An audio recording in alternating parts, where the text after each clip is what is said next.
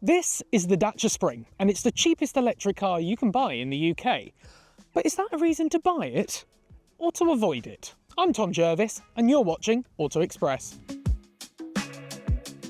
So, the Dacia Spring. Now, it's been on sale for quite a few years in Europe, but it's just arrived here in the UK. And yes, as I mentioned, it's the cheapest electric car you can buy, starting from just under £15,000. So, what do you get for that money? Well, not a lot, to be honest. All models in the UK get a 27 kilowatt hour battery, which equates to a range of around 140 miles. Now, to keep costs low, cost cutting has been the name of the game. So, for example, you've got these plastic bumpers with a kind of urban style design, and then coming round, first have a look at how thin these tyres are, and then coming round here you've got, yes, not sure if you could hear that, steel wheels with these kind of plasticky fronts, which are easy to replace, I guess, if you curb it. And speaking of easy to replace, of course, you've got lots of plastic cladding here just in case you get into an accident. Now, coming alongside, you'll see you've got this kind of black stripe here and these black wheel arches that are trying to convey this idea of an SUV. But do not be fooled, dear viewer. No, this is actually one of the smallest cars you can buy. In fact, it's about half a foot shorter than a Mini Cooper. The thing's absolutely tiny. Now, coming around the back, you've got these quite interesting kind of tri-segment LED lights, and then of course you've got the big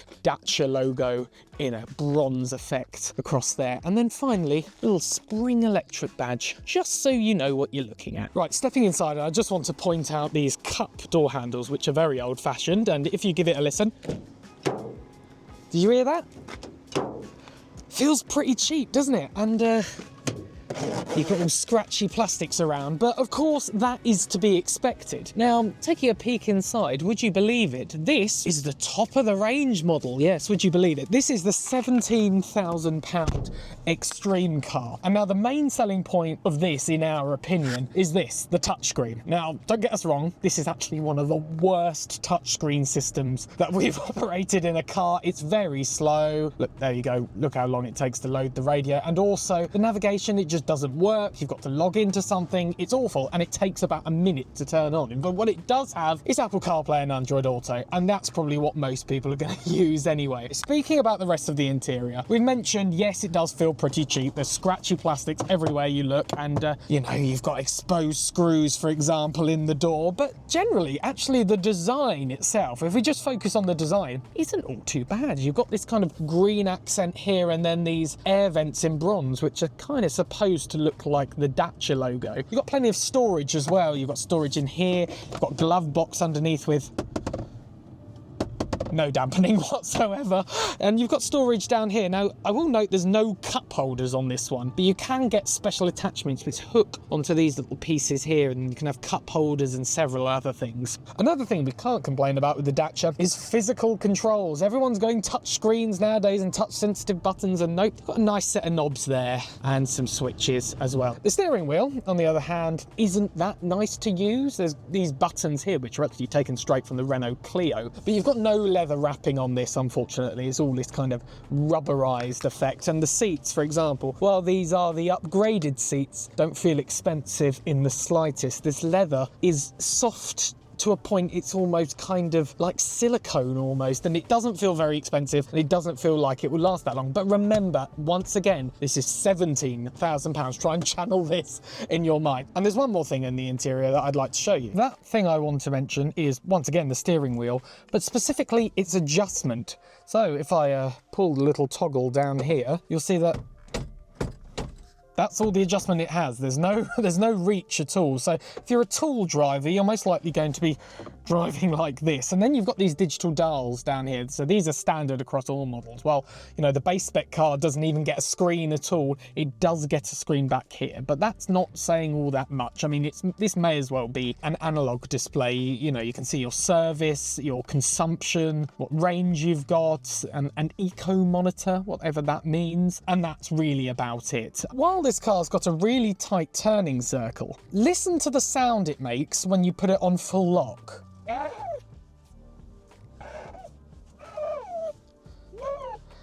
I think they're suffocating a mouse under the dashboard. Oh, and one more thing. This Yes, it's a key with an actual key on it, because you have to insert it to start the car. How old-fashioned is that? So we're sat in the back seats, and the first thought is it's quite claustrophobic. I mean, this is a small car, don't get me wrong, but it's also very narrow. So it means that when you're sat in here, your arm is kind of, unless you want to put it on the rather uncomfortable armrest, which has no padding whatsoever, you're kind of sat like this. And then if the driver takes a sharp turn, for example, I mean, my head is right up against this. I'm around 5'10.5" for reference. If they take a sharp turn, I'm just going to get concussion hitting my head into that. There's not a lot of leg space either.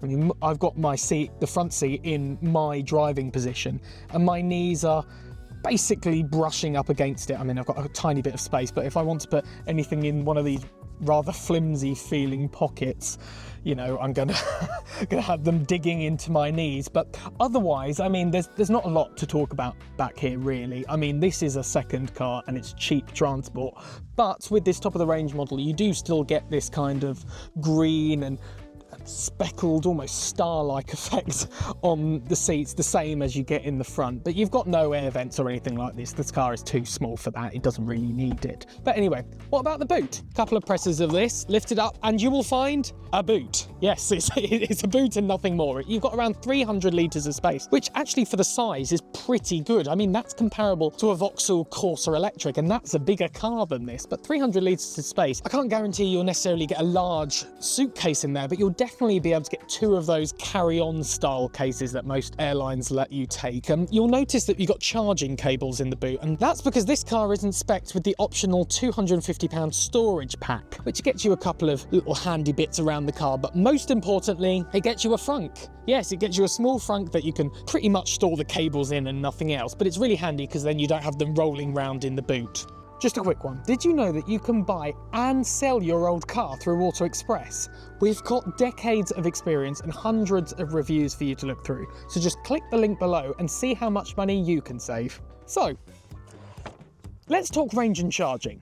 Now, all models come with a 27 kilowatt hour battery, which Dacia says will give you around 140 miles on a single charge. However, from our real-world testing, we think you'll get around 100 miles on a single charge.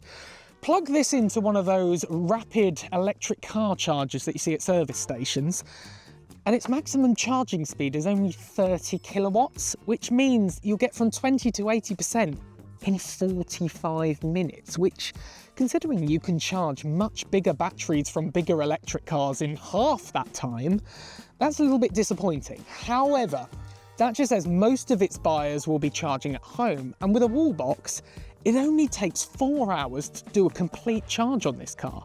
It makes it quite handy if you're popping to and from work and there's a charger there. So, does the Dacia Spring have a spring in its step? And the answer is, not really.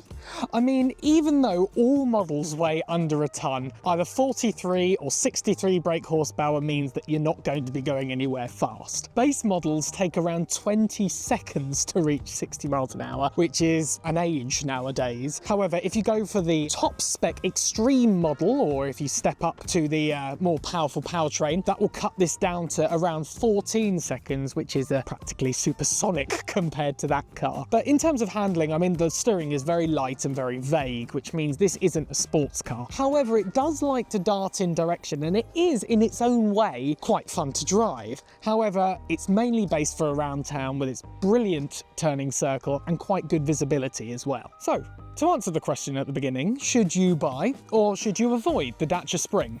And the answer is complicated. You see, £15,000 is a lot of money, no matter what you say, but £15,000 today on a brand new electric car, then the Spring almost starts to make sense. However, when you consider that you can get a used electric car with better quality, a bigger interior and more range for around the same type of money, then it appears that probably the best decision is to go second hand.